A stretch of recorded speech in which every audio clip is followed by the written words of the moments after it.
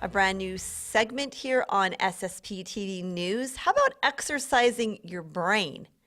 That's a new one, and it's relatively new to this area. I'm with Angela Terse. She is the owner of BrainWorkz, and we're inside Elevate, this beautiful renovated building in Hazleton. So thank you so much for having us in. And I know I recently came in for one of your sessions, but first of all, tell us about how are we exercising the brain? What is this actually called? So welcome to BrainWorkz, and they did a great job renovating this building, and I'm very glad to be here.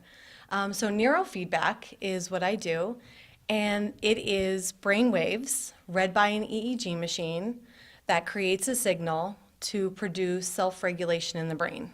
Now, for those at home who might think, okay, is this for me? Who is a candidate for this? So anyone between the ages of 3 and 99 is a candidate for neurofeedback. Specifically, we train conditions or symptoms. You don't necessarily have to have a diagnosis, but if you're suffering from anxiety, depression, ADHD, anything on the autistic spectrum, migraines, fibromyalgia, the list goes on and on. There are a lot of things. We're going to meet a patient later on when we do these segments each and every week, but how does it actually work? What are you looking for? What do you do on the head?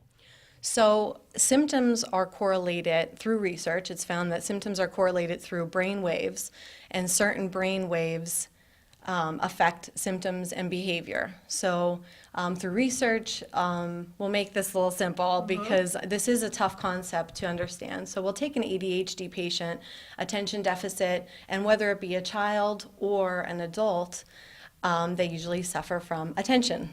So we work on alpha and theta waves. We try to inhibit alpha because that tends to make the client feel like they can pay attention, and usually you see a difference in behavior. All right.